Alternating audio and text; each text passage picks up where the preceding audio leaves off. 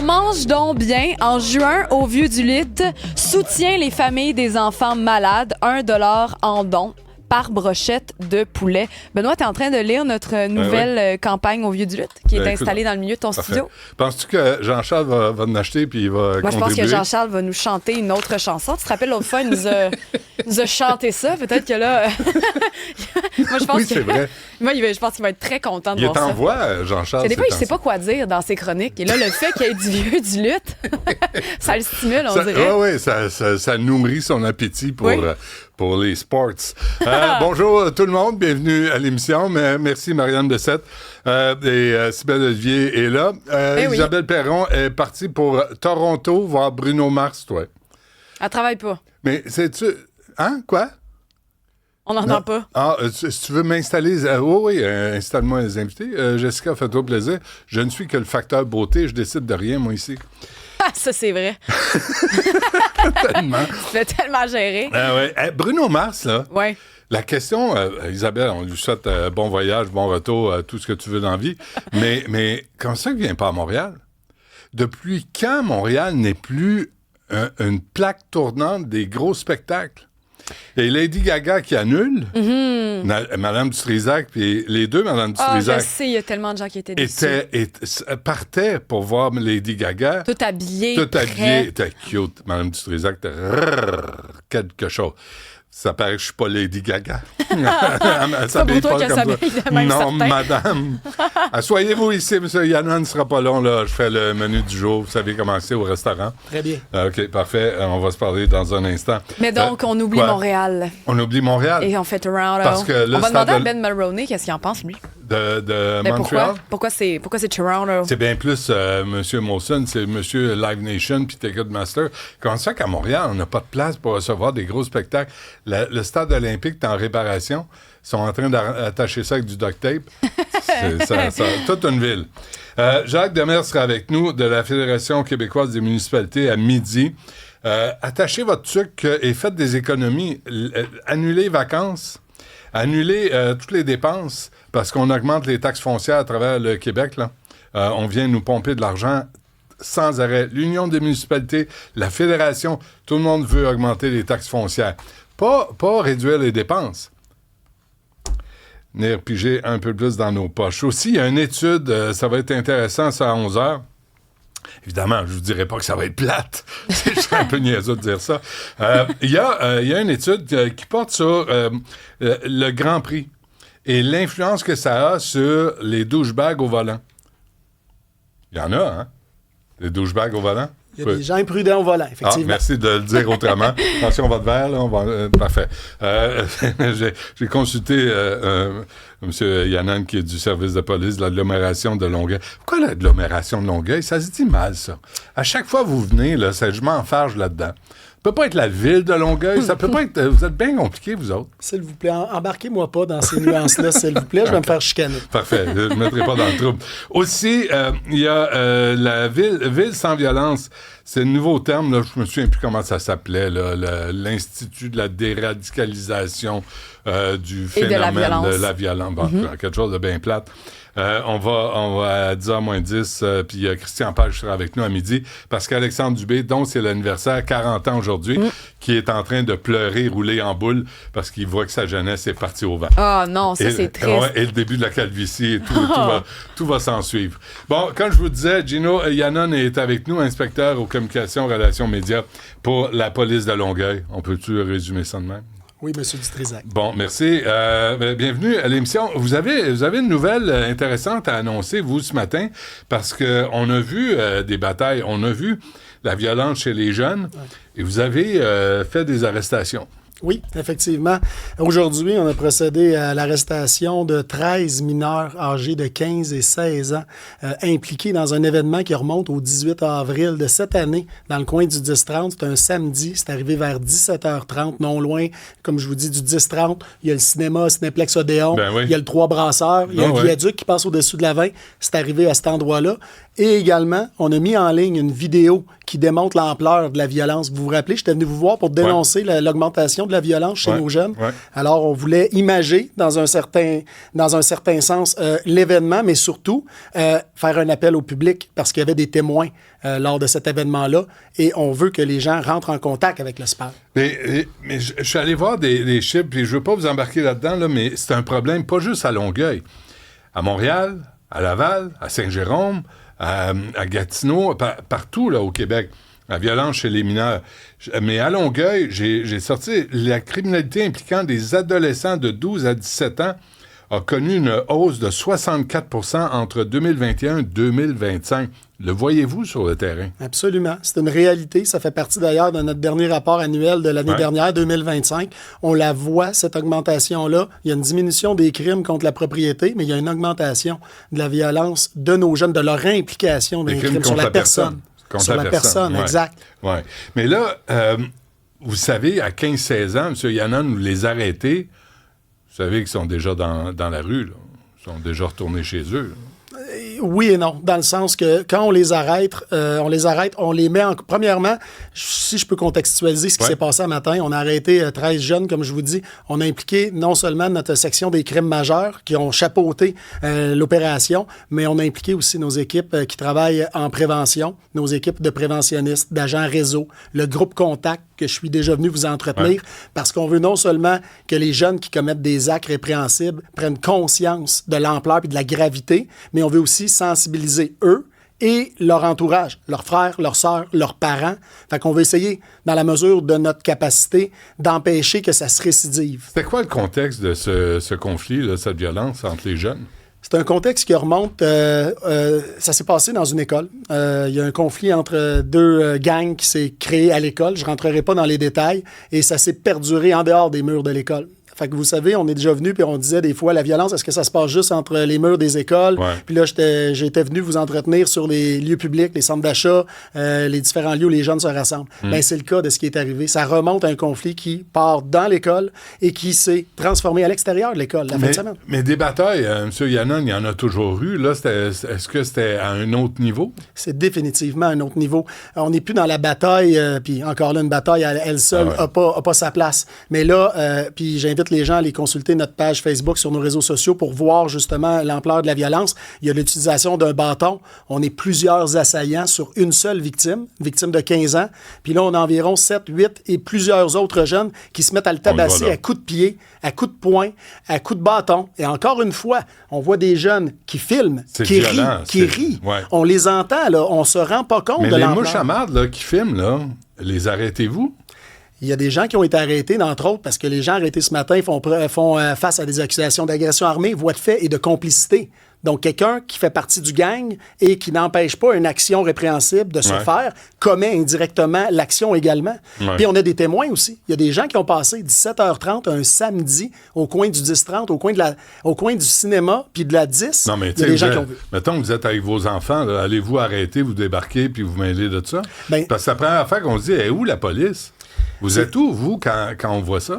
C'est sûr que nous, on ne peut pas être partout. Vous savez, répondez-moi pas, M. Yannon, je vous aime bien, des niaiseries. Tu sais, on peut pas être parfait, on peut pas être partout, je le sais. Mais quand ça, là, ça arrive au 10-30, puis là, t'appelles la police, puis vous êtes pas là, comment ça se fait que vous êtes pas là? Vous savez que c'est des lieux où il y a... Au 10-30, là, en passant, moi, j'habite la Rive-Sud. Des douchebags qui roulent comme des caves, qui brûlent des feux rouges, qui risquent de frapper, puis je l'ai vu, là, des piétons qui traversent. Il y en a plein. Comment ça fait que vous n'êtes pas là, vous, en permanence au 10-30? Parce qu'on n'a pas la capacité d'être en permanence au 10-30. Par contre, on travaille en partenariat avec les agences de sécurité qui travaillent là. On a des patrouilleurs il y a des agences de sécurité au 10-30? Absolument, il y a des agences de sécurité. Devrait peut-être arrêter de regarder la télé et travailler un peu. Mais parce que nos je les vois pas, moi. Mais nos patrouilleurs patrouillent régulièrement le 10-30. Ouais. Comme je vous dis, c'est un événement qui est arrivé le samedi, 17h30. C'est hors du commun. Normalement, la criminalité, à 17h30 un samedi, vous l'avez bien dit, c'est des jeunes familles. Les gens vont souper, vont terminer leur magasinage, vont au cinéma. C'est pas les heures d'achalandage où le crime est plus propice à être commis. Mais je peux vous dire que si vous allez vous promener au 10-30 la nuit à la fermeture des établissements licenciés, vous allez voir des autos de police assurément, parce que c'est dans ces moments-là que les risques de crime sont commis. Ouais, mettez un policier de temps en temps pour voir la circulation au 10-30, à quel point les douchebags roulent comme des imbéciles. Je veux dire, moi, j'en vois tout le temps. À chaque fois que je vais, tout le temps, mais j'ai des ados, ils se tiennent là. Là, tu dis, puis moi, je parle au nom de tout le monde, là. On veut qu'ils soient en sécurité. Je suis d'accord avec vous, puis nos unités de circulation sont conscients de cette situation-là, mais comme mais c'est je pas vous le dis... seul endroit à surveiller. Exactement, M. Dutrisac. Non, je comprends ça. Mais vous faites le travail, là, vous les arrêtez. Qu'est-ce que vous pensez qu'il va y avoir comme conséquence? Ben nous, on va les traduire devant la justice. C'est sûr qu'on passe le relais à nos partenaires au niveau du tribunal de la jeunesse qui, eux, vont appliquer les lois en vigueur et c'est ultimement le juge qui va décider. Mais entre autres, c'est que souvent ces jeunes-là, peu importe la peine, sont encadrés par des mesures dans des organismes communautaires. Il y a des mesures de réinsertion. Vous savez, la police, on est un des partenaires qui travaille, qui gravite autour des jeunes. J'ai souvent dit, ça prend le village pour élever nos enfants. Donc, c'est l'ensemble des partenaires. Ça prend des lois avec des conséquences pour les jeunes. Regardez, donnez-moi une petite tape, là, comme ça, là, ses mains. Vous voulez une petite tape, attendez, je viens de vous la donner. Ah, c'est ça. C'est à peu près ça qu'ils vont avoir. Une petite tape ses doigts. On va dire, là, fais plus ça, là. Puis je vous blâme pas. Vous les arrêtez. Mais le système, il ne suit pas, là. Bien, si vous me permettez, une des choses pour laquelle, entre autres, on monte la vidéo aujourd'hui pour avoir l'appel du public, qu'on veut sensibiliser le public, c'est qu'il faut que les jeunes, à un moment donné, ils comprennent que quand on outrepasse les limites, oui, vous avez raison, il y a les mesures coercitives, il y a les centres jeunesse. Les travaux communautaires qui font pas. Ultimement, ce qu'on veut, c'est qu'il y ait une conscientisation puis qu'ils se rendent compte d'eux-mêmes, premièrement, qu'il y a des risques pour leur propre santé, leur sécurité. Des fois, ils s'en rendent pas compte. Moi, quand je regarde... Mais quand t'es 10 contre 1, t'as pas ben de risques. Tu sais, c'est celui qui est tabassé là, qui va manger une volée. Mais ce qu'on remarque, par exemple, dernièrement, c'est que souvent, il y a des représailles qui sont effectuées. Oui, cette soirée-là, vous avez raison, il y a plusieurs assaillants qui frappent une pauvre victime. Ça n'a pas sa place, tout le monde est d'accord avec ça. Mais dans certains cas, la pauvre victime, puis je dis pas que c'est le cas présentement, mais on l'a vu dans d'autres dossiers, où il y a une radicalisation qui s'effectue, puis il y a de la vengeance. Puis ça fait juste s'escalader. C'est gang contre gang, puis on va encore plus fort. C'est très problématique. Il faut dénoncer ces situations-là. Non, puis je vous tiens pas responsable des décisions du juge. Puis les lois comme telles, t'es mineur, tu peux commettre un crime. On le voit, là. On l'a vu, le jeune de 16 ans qui a mis le feu au Prémy Piatti, 15 mois dans un centre d'accueil à se faire masser les pieds, puis 1 an de probation. Vous l'avez arrêté, là. Mais le système ne suit pas. Ça doit être frustrant de votre part, fait que je vous embarquerai pas là-dedans. Est-ce que Longueuil devient une ville dangereuse? Longueuil ne devient pas une ville plus dangereuse que ce qui se passe partout ailleurs au Québec. Vous l'avez dit, il y a un phénomène qu'on observe, c'est une augmentation de la violence armée chez nos jeunes. C'est problématique, on le dénonce, il faut qu'on en soit conscient. Mais Longueuil, on l'a dit, notre dernier rapport annuel en fait mention, l'ensemble des crimes dans sa globalité est en diminution. Par contre, ce qui frappe, c'est ce qui frappe l'imaginaire, comme des vidéos qu'on voit. Quand on vient, c'est nos enfants qui sont impliqués dans des crimes de cette violence-là. Ça frappe l'imaginaire, puis c'est normal qu'on en parle davantage. Question quiz. Il n'y a rien gagné. On est à Cube. Pas de toaster, pas rien. Quand vous arrêtez des jeunes de 15-16 ans, là, est-ce que vous allez voir les parents? Est-ce que les parents viennent les ramasser? Dites-moi comment ça se passe. Parce que les parents, s'ils se fichent, on leur a pas demandé de faire des enfants, là. Fait qu'ils sont responsables de ces mineurs-là. Qu'est-ce qui leur arrive aux parents? Je vous donne un exemple ce matin, lors des 13 arrestations qu'on a effectuées. Je vous ai dit qu'on a mis à contribution nos équipes de prévention, de relations avec la communauté. On a impliqué, on est allé rencontrer les parents lors des lieux de perquisition, puis on a mis des policiers avec des intervenants sociaux disponibles au poste de police pour inviter les parents également à venir nous voir, puis essayer de les conscientiser, de leur expliquer la situation, et pour que, justement, il y ait une prise en charge. Puis si les parents ne sont pas capables, pour différentes raisons, d'assumer le reste des démarches auprès de leurs jeunes, on va leur donner des trajectoires. Mais le but, c'est de les impliquer, qu'ils soient sensibles à avec qui se tient mon jeune? Est-ce que je lui parle suffisamment? On dit souvent qu'actuellement, les réseaux sociaux, nos jeunes, est-ce que les parents, je suis un parent également, là, est-ce que je parle suffisamment avec mes enfants ou je les regarde plus souvent qu'autrement parler sur leur groupe de réseaux sociaux? Il y a des parents qui s'en fichent pour pas dire autre chose. Il y a des parents qui s'en sacent. Il y a des policiers qui me disent ça, ils débarquent. Les parents leur rient d'en face. Ben, à ce moment... Faites quoi avec ces parents-là? Une petite amende, ça vous tente pas? Malheureusement, le système nous donne les pouvoirs qu'on a actuellement. Par contre, je le répète souvent, on travaille avec nos partenaires, on essaye de référer. Si ça ne fonctionne pas avec la police, on est conscient, on a un rôle dans l'échiquier, mais on transmet le flambeau à un autre partenaire qui, lui, va essayer de faire des approches. Je peux-tu vous proposer quelque chose? Moi, je suis un cabochon derrière un micro, là. Je fais rien dans la vie. Mais ces parents-là, là, est-ce qu'ils se déplacent au poste de police? On en a eu. Ou vous vous déplacez chez eux? Faudrait peut-être que vous arrêtiez de vous comporter en intervenants sociaux, puis commencer à être un vrai policier, puis dire, toi, tu t'en viens au poste, on va te parler. Toi, tu te déplaces. On faut arrêter avec les prises de main, puis cajoler tout le monde, puis s'expliquer, puis essayer de sensibiliser. À un moment donné, il faut qu'on ait peur de vous. Mais la réalité, c'est que on a affaire à différents types de parents. Vous avez raison. La première approche, c'est sûr qu'on demande aux parents de se déplacer. À un moment donné, la police, on n'a pas la capacité non plus de tout le temps aller faire le service de transport, de taxi. Vous n'avez pas à faire ça, pas en tout. On C'est demande pas votre rôle. On demande aux parents de se déplacer, mais il y a certains parents, puis il y a certains jeunes également qui ont des limitations, des problèmes au niveau... peu importe, ils ne peuvent pas se déplacer. C'est pas votre problème. Pourquoi ils ne peuvent pas se déplacer? Si son jeune est capable de sacrer une volée à 10 contre 1, que les parents se déplacent, c'est peut-être ça le problème. Ils veulent jamais se déplacer. Arrêtez de faire des compromis. Arrêtez d'être conciliants. Devenez des vrais policiers. Puis dire, toi, je veux te voir dans 15 minutes au poste de police. Je t'ai à job, je m'en sac. Si tu viens pas, je vais te chercher.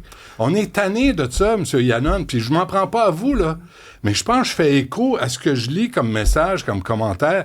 Puis les gens sont tannés de voir la police comporter en intervenants sociaux. Soyez des policiers. Mais vous savez, c'est une des raisons. Un matin, on vient vous voir puis on est fiers d'avoir procédé à des arrestations, mais ça n'empêche pas notre rôle au niveau de la prévention. Ça, je continue d'y croire fermement et on y croit au SPAL parce que, ultimement, c'est qu'est-ce qu'on veut? C'est que notre jeune soit sensibilisé puis qu'il arrête de commettre des actes répréhensibles. Si la façon de faire par moment, c'est d'aller le porter... Excusez-moi, je vous interromps, là, mais si t'es capable de prendre un bâton puis varger sur un gars seul puis t'es en gang, la sensibilisation, ça marche pas.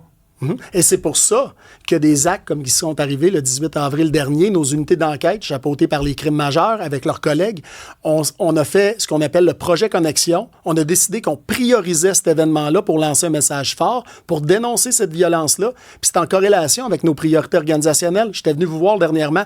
Pour nous, au SPAL, la priorité de la jeunesse, il faut s'y attarder. Est-ce qu'il vous rit d'en face? Dites-moi la vérité. Ça dépend de Est-ce qu'ils ont peur de vous autres? Moi, j'ai grandi à une époque où on avait peur des policiers. Puis mes parents, là, si jamais ils avaient vu un policier débarquer à la maison parce que j'avais fait le con, je n'aurais entendu parler. Je comprends ce que vous dites, mais en 2026, on ne veut pas que les gens aient peur de la police. Pourquoi pas? On doit essayer de... Regardez ce que ça donne, là. Ils font ce qu'ils veulent dans la rue. Ils vous rient d'en face. Ils vous envoient chier. Ils vous font des doigts d'honneur. Dites-moi pas le contraire, M. Yannon, vous savez que j'ai raison. Non, vous avez raison. Certains, vous avez raison. Mais si on part avec la prémisse que les gens doivent avoir peur de la police, c'est pas vrai. On doit essayer de tisser des liens avec la population. Ça? On n'en veut pas de police communautaire. Ça marche pas. Regardez ce qui se passe à Montréal. Regardez ce qui se passe à Longueuil. Vous avez plus le contrôle. On n'a pas peur de vous autres. Il est temps. On insulte les policières. Vous l'avez vu, cette vidéo-là? Tout à fait. Trouvez-vous ça normal? Complètement inacceptable. Alors, pourquoi on le fait? Parce qu'on n'a pas peur de vous autres. On n'a pas peur des conséquences. Il n'y en a pas. Il faut faire attention. Il ne faut pas mettre tous les gens dans le même panier. Vous avez raison, les exemples que vous donnez, là, je suis parfaitement d'accord avec vous, mais je le répète. Demain matin, on a besoin de la collaboration citoyenne. Je l'ai dit tantôt, ça prend un village pour élever un enfant, ça prend un village. La police à elle seule... D'où ça vient, ça, un village? C'est Hillary Clinton qui disait ça. Puis c'est faux que ça prend un village. Ça prend des parents, puis ça prend une autorité pour dire, voici la ligne. La ligne est là, tu la dépasses pas. Si tu la dépasses, il va y avoir des conséquences. C'est rendu où, ça? Vous êtes père de famille. Moi, je suis père de famille. Puis excusez-moi, là, mais chez nous, il y a une ligne, là. Puis si tu dépasses la ligne, il y a des conséquences. Parce que c'est ça, vivre en société. On est d'accord avec vous. Je le répète, quand on dépasse la ligne, il arrive des événements comme ce matin. On s'en va faire des perquisitions, on arrête, on traduit en justice, on lance un message fort. Mais au global, si je suis craint, puis vous faites l'exemple avec mes enfants, mais si on est craint, la police de la population, qui va venir nous voir pour dénoncer des crimes? Qui va venir nous voir pour être témoin puis nous aider dans nos enquêtes? Moi, je vais aller vous voir. Parce que si vous êtes l'autorité puis je vois un crime, je vais être sûr que vous allez intervenir. Que vous n'allez pas là en écoutant l'agresseur, en essayant de comprendre ses motivations. Vous êtes des policiers. Vous êtes là pour les arrêter. Si le reste du système ne marche pas, si les juges sont trop sans dessein pour comprendre ce qui se passe, ça ne vous appartient pas. Mais si le DPCP ne fait pas sa job, c'est pas de votre faute. Je m'attends à ce que les policiers, quand vous allez aux États-Unis, là, puis le policier débarque, là, puis il vient vous voir, moi, je suis pas gros dans mes shorts. Je comprends ce que vous dites, mais aux États-Unis aussi, il y a d'autres problématiques que je n'ai pas envie qu'on commence le débat aujourd'hui. C'est un aspect de la fonction, mais je le répète, Puis une chose qu'il faut apporter, c'est que quand on transgresse cette ligne-là, vous l'avez dit, nos policiers, là, ils sont là pour arrêter puis traduire en justice les auteurs de crimes, qui ont 12 ans, 15 ans, 16 ans. Le comment, on verra le comment, on va s'adapter à la personne. Mais il n'y a pas un policier aujourd'hui qui m'écoute, qui n'est pas d'accord avec le fait que quand on voit de la violence et des vidéos comme on a vu, qui ne veut pas aller arrêter ces jeunes-là qui ont commis ces crimes-là, veut les arrêter. On s'entend là-dessus. On va les arrêter. Moi, je suis de votre bord, là, M. Yannon, mais je peux pas accepter, puis votre syndicat, puis les gens qui vous représentent disent rien quand tu as une crapule qui baisse sa vitre, puis qui insulte une femme policière qui la traite de pute, qui insulte les policiers, mais il insulte la mère du policier, la sœur du policier, la fille du policier, puis il n'y a pas de conséquences à ça. Vous comprenez que ça n'a plus d'allure. Puis moi, j'ai besoin de vous entendre, vous, les policiers, pour dire, Chris, ça va faire. Je pense que les gens concernés sont en train de faire les revendications nécessaires pour que ce genre de situation-là n'arrive plus. Parce que je suis d'accord avec vous, c'est complètement inacceptable. Non, ça marche pas. Gino Yannon, on va suivre ça, là, ce qui arrive à ces jeunes-là, aux parents des jeunes aussi, parce que c'est eux autres qui sont responsables du comportement de ces jeunes-là. Oui. Ils l'ont pris quelque part. Et me permettez-vous juste de lancer un appel au public, M. Dutrisac. C'est une des raisons pourquoi je viens vous voir ce matin. C'est que par la diffusion de notre vidéo... Pour me parler, je le sais. Non, je vous l'ai dit. J'ai parlé de vous avec ma consoeur, la capitaine Sophie Touga, qui commence à vous apprécier. D'ailleurs, vous vous rappelez de Sophie Touga? Oui. Mais elle est très contente que je vienne vous parler, d'ailleurs, ce matin.